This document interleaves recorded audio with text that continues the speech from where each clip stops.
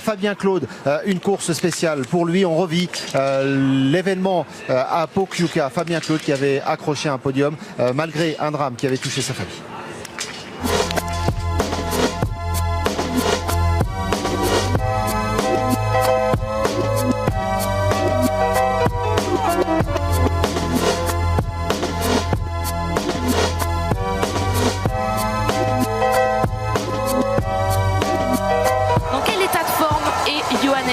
Ici à Pokljuka, c'est la réponse que l'on attend. En tout cas, ça fait bizarre de le voir avec un dossard tout blanc, Johannes.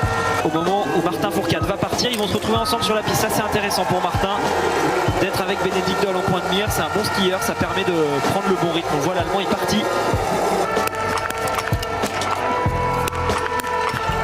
Et il a eu de la chance, Johannes Beu, notamment sur cette première balle, mais quand même, ça passe et ça fait 10 sur 10 pour lui aussi.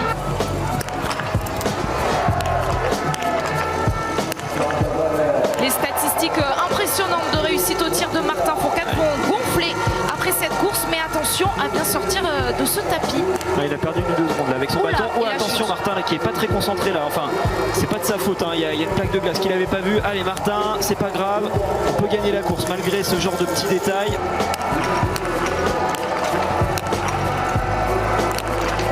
Eh bien il est plutôt en forme pour un garçon qui se dit fatigué après la naissance de son premier enfant, le 20 sur 20 pour Johannes Beu.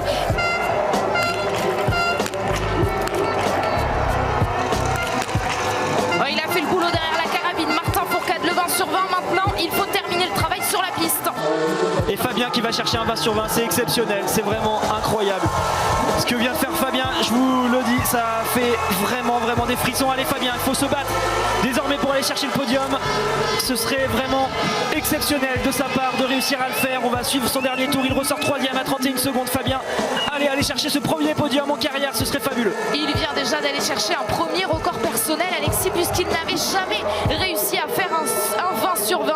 Et bien il est là, le premier 20 sur 20 de Fabien Claude dans sa carrière en Coupe du Monde. En attendant, on a vu évidemment l'arrivée de Johannes Beu qui pourrait donc aller chercher une nouvelle victoire. On suit la suite de la course. Tarjei Beu qui est juste derrière son frère. Donc Johannes, 1 minute 26 d'écart. Et dans cette minute 26, eh bien, il va y avoir d'autres adversaires. Et parmi eux, eh bien, Martin Fourcade qui vient la chercher cette deuxième place à 11 secondes 4 de Johannes. On espère que ça va tenir pour Fabien, mais Navrat vient de repasser devant lui et lui met désormais 5 secondes à la sortie de ce 4e tir. Il faut vraiment que Fabien soit capable de terminer très fort pour aller chercher ce podium. Il le mérite vraiment. Allez Fab, il faut s'arracher. C'est exceptionnel ce qu'il a fait. Et c'est la fin de la course désormais pour Fabien Claude qui est allé décrocher aujourd'hui un incroyable 20 sur 20. Ils sont rares à l'avoir réussi. Hein. Donc on le rappelle, hein, Navrat est repassé devant Fabien sur le dernier tir. Lui aussi est à 20 sur 20 l'Allemand, mais Fabien a l'air d'avoir terminé assez fort. Il est là Fabien Claude et il va pouvoir aller chercher la deuxième place provisoire. Peut-être son meilleur résultat en carrière. Lui qui n'a jamais fait mieux qu'une 5e place ex aequo.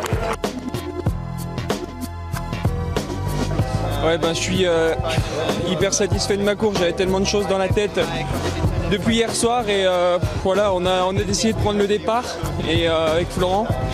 Et je suis content de lui rendre hommage de cette façon. Voilà, il y a eu un tragique accident au Canada pour mon père et voilà, je n'ai pas envie de m'étendre là-dessus plus, mais en tout cas, aujourd'hui ce podium il est pour lui et je suis sûr qu'il est fier de nous et en tout cas, je suis fier de ce que j'ai fait aujourd'hui.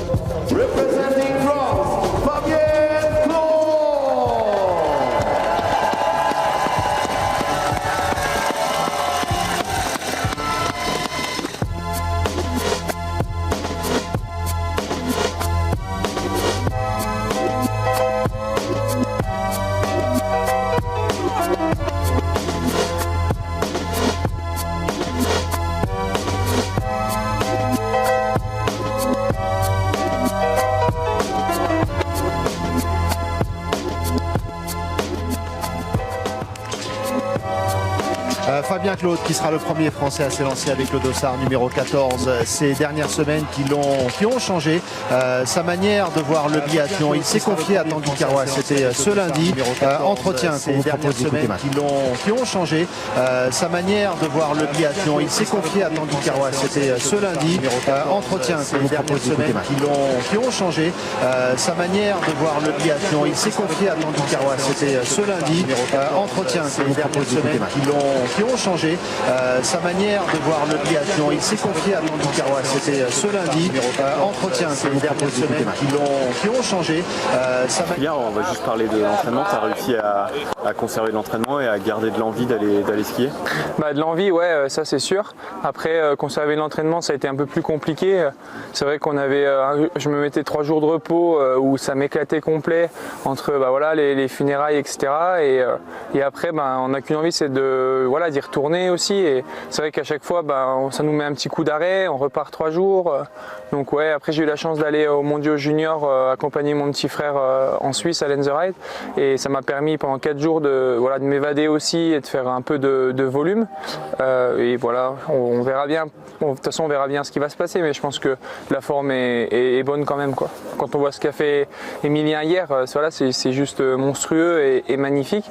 Et je sais aussi très bien que quand on est aligné au départ d'une course du championnat du monde, ça veut dire quand même quelque chose. Et en tout cas, c'est sûr qu'on a tous les moyens de jouer une médaille et quelque chose de grand. Après, c'est compliqué d'annoncer, ça reste du biathlon, d'autant plus un individuel où il peut vraiment se passer beaucoup de choses. Donc essayer de donner le maximum. Et bien sûr, par contre, qu'on part avec énormément de motivation et d'envie pour cette course. C'est quand même une course qui me réussit bien parce qu'en ski, c'est vraiment une gestion de l'effort. C'est quelque chose où on est sur un rythme élevé, mais dès l'instant qu'on a du mal, on ne veut pas se mettre dans le rouge, donc on ralentit. Et c'est un peu la même chose au tir, j'arrive bien à transposer ce que je fais en ski. Ski est long, prendre le temps, en mettre. Voilà, et par contre au tir, c'est poser les tirs. Et en fait, si je tire en 40 secondes, c'est pas grave. Moi, je sais que ce qui compte sur l'individuel, c'est de les mettre. De la même manière que sur un sprint, mais mine de rien, sur un sprint, il y a beaucoup plus de précipitation. Après, les courses à la confronte, c'est aussi différent. Mais l'individuel, ouais, c'est vraiment une course que j'aborde en mode il va falloir poser les choses aussi bien en ski et au tir, quoi. Et une course que tu as du coup appris à aimer? Ouais, c'est clair, j'ai appris à l'aimer et je me vois les années en jeune où j'aimais pas du tout ça et je passais rarement 10, 12, 13 sur 20 parce qu'en fait, je me prenais tout de suite des minutes qui m'handicapaient et je l'acceptais pas. Et voilà, pour moi c'était vraiment pas une course intéressante, trop longue, etc. Et petit à petit j'ai appris à l'aimer parce que on a le goût de l'effort et c'est intéressant. Ouais, c'est un gros combat contre soi-même, ça c'est sûr. Pendant 50 minutes, on n'a pas le droit de lâcher ni en tir parce que on peut flinguer notre course en 3 secondes. Donc voilà, c'est important de bien rester focus et pour moi c'est un gros combat contre moi-même, mais aussi pas pour se prouver des choses, mais c'est important de savoir qu'on peut faire 50 minutes pleines, quoi. Fabien Claude, l'un des 4 Français engagés sur l'individuel aujourd'hui. Simon, il vous impressionne sur sa capacité à gérer ces événements tellement difficiles. Le podium à Pokljuka, c'était une chose. Se préparer bien pour ces mondiaux, c'en est une autre pour Fabien? Oui, forcément, je pense qu'après Pokljuka, il était dans le vif du sujet et finalement peut-être qu'il n'a pas trop eu la possibilité directement de réaliser sur le moment, même si je pense qu'on se prend la plus grosse des claques en pleine figure, mais on n'a peut-être pas la possibilité de réaliser sur le moment. Moi j'ai eu son petit frère Emilien que j'ai managé sur les championnats du monde junior et qui avait lieu une semaine environ après le drame. Et c'est vrai qu'Emilien, j'ai été impressionné, tout comme Fabien, tout comme Florent, par sa capacité de se mobiliser dans un tel moment.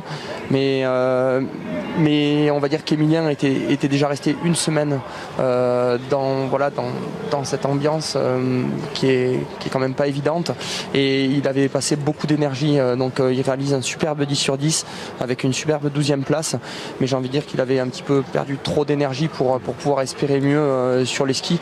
Mais en tout cas, cas les facultés mentales des trois frères et ce qu'ils ont réussi à montrer voilà, suite à cet événement. Enfin, j'ai vraiment été bluffé et je pense que pour en avoir parlé avec les collègues, avec mon frère également, je pense que tout le monde a été impressionné parce que je pense que 90% des mecs du groupe auraient posé le dossard avant le départ.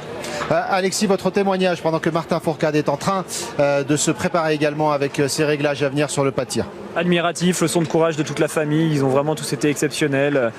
Porté le jour de l'individuel à Pocluca pour Fabien, mais je suis assez proche de Florent depuis longtemps, on a été ensemble en équipe de France, on était parfois dans la même chambre et tout de suite j'ai essayé d'échanger avec eux et je les ai trouvés tellement forts dans ces moments difficiles et c'est vraiment des athlètes qui se sont presque servis de ça, j'ai envie de dire, pour vraiment montrer de quoi ils étaient capables et c'est dans la douleur qu'ils ont réussi à nous prouver à quel point ils étaient forts et maintenant on espère que bien sûr ça va les accompagner même si c'est difficile, j'ai parlé avec eux depuis qu'on est arrivé ici, il y a des moments où ça va, il y a des moments où ça va moins bien comme toujours dans ce genre de cas, mais moi c'est vraiment un grand respect pour eux, beaucoup d'admiration pour tout ce qu'ils font tous les trois. Et on va accompagner Fabien évidemment vers